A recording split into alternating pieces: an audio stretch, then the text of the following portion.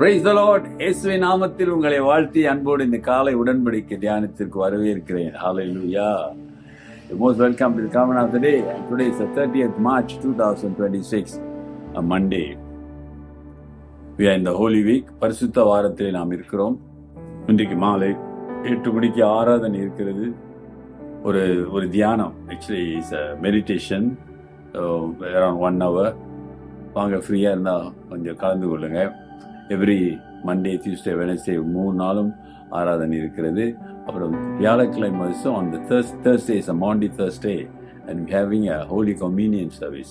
பரிசுத்த ராபோஜன ஆராதனையாக இருக்கும். வாங்க ஆண்டவருடைய நாமத்திலே கூடி அவர் இந்த பிரசன்னத்தில் ஜெபித்து அவரை தேடும் பொழுது அதற்கான பலனை கர்த்தர் நிச்சயம் உங்களுக்கு கொடுப்பாரு.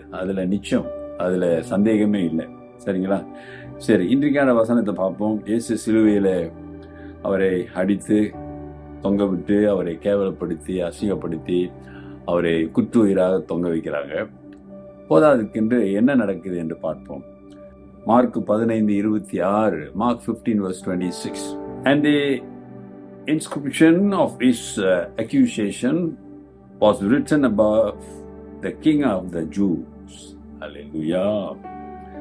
அவர் அடைந்த ஆக்கினியின் முகாந்தாரத்தை காண்பிக்கும் பொருட்டு யூதருடைய ராஜா என்று எழுதி சிலுவையின் மேல் கட்டினார்கள். ஏன் அவரை சிலுவையில அறைந்தோம் என்பதற்கு காரணம் பிலாத்து போடுறாரு, இவர் யூதரின் ராஜா. அதுக்கு அங்க இருக்கிற பரிசேயர் வேத பாருகிறவங்கெல்லாம் அப்போஸ் பண்றாங்க. இவர் யூதன் ராஜா இல்லை, யூதர் ராஜான்னு சொன்னான்னு எழுதுங்கன்னு. அப்போ பிலாத்து சொல்வார், எழுதினது தான், I cannot change, already written. இவர் யூதரின் ராஜா. அருமையானவர்களே, உலகம் உங்களை குற்றப்படுத்தலாம், அசிங்கப்படுத்தலாம், வேதனைப்படுத்தலாம். ஆனால் உங்கள் உள்ளத்தை அறிந்த தேவன் நிச்சயமாக உங்களுக்கு போதுமானவராய் இருப்பார். இவர் யூதரின் ராஜா என்று சிலுவையிலே தொங்கிக் கொண்டிருக்கிற ஒரு மனிதனை மேல எழுதி வைக்கிறாங்கன்னா எவ்வளவு ஒரு மோசமான ஒரு சிந்தனை பாருங்க. ஒரு ராஜா சிலுவையில தொங்க முடியுமா? ஆனால் அவர் அறியாமலே அவர் யூதரின் ராஜா என்று, அப்புறம் அவருக்கு எல்லாம் அதிகாரம் உண்டு, அவருக்கு எல்லாம் இருக்கிறது, அதிகாரம், வல்லமை. ஆமா தானே? You have all the authorities and things. அது யூதர்களுக்கு அவர் மேசியா வந்தார் என்பதுதான் சத்தியம். இந்த உலகத்துக்காக வந்தார். ஆனா முதல்ல யாரு சந்திக்கிறார்? யூதர்களை சந்திக்கிறார்.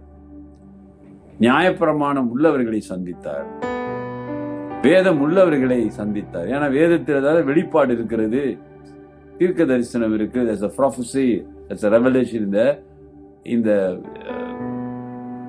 the book. I mean Old Testament, the Jew religious book. That's a revelation there about the Messiah, about the King of Jews. ஆகவே அருமையானவர்களே, இப்பயாவது இவர்கள் உணர வேண்டும் என்று இல்லாமல், ஆனால் எப்படியாவது இயேசுவை தீர்த்து கட்ட வேண்டும் தான் எண்ணினார்கள், தவிர அவமானப்படுத்த வேண்டும், அவருடைய பெருமை, அவருடைய எல்லா பெயரையும் கெட்டு போக வேண்டும் என்ற காரணத்தோடு தான் செய்கிறார். யாரும் அவரை பின்பற்றக்கூடாது. ஆனா பிலாத்து அவனுக்கே தெரியாமல் எழுதுகிறான், இவர் யூதரின் ராஜா. நியாய தீர்ப்பு காலத்திலே அதிசயங்கள் நடக்கும். நீங்கள் எதிர்பார்த்தவர்கள் அங்கே இருக்க மாட்டார்கள், நீங்க எதிர்பார்க்காதவர்கள் அங்கே இருப்பார்கள். புரியுதுங்களா? இவங்கெல்லாம் ரொம்ப பரிசுத்தவான்கள், கர்த்தருக்கு பயந்தவங்க, இவங்க பரலோகத்துல ஆண்டவரோட இருப்பான்னு நினைக்கிறீங்க. ஆனா அவங்க இருக்க மாட்டாங்க.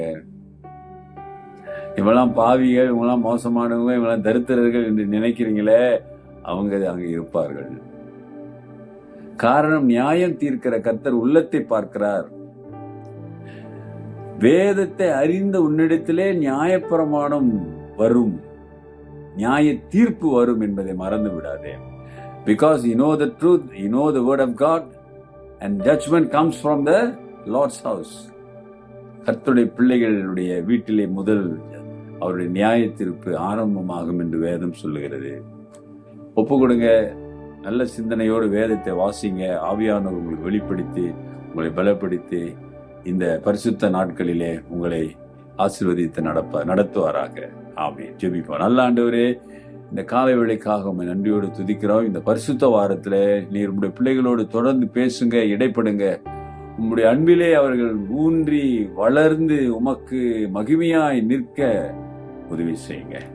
Help them to rooted in love, in Christ's love, Lord. Help them to understand, Father. நன்றி தகப்பனே. துதிகன மகிமை உமக்கு உண்டாகட்டும். இயேசுவின் நாமத்தில் கேட்கிறோம் பிதாவே. ஆமென். நமது ஆண்டவராகிய இயேசுவுடைய கிருபை, பிதாவின் அன்பு, பரிசுத்தாவின் ஐக்கியம் உங்களோடு இருந்து உங்களை ஆசீர்வதித்து காப்பதாக.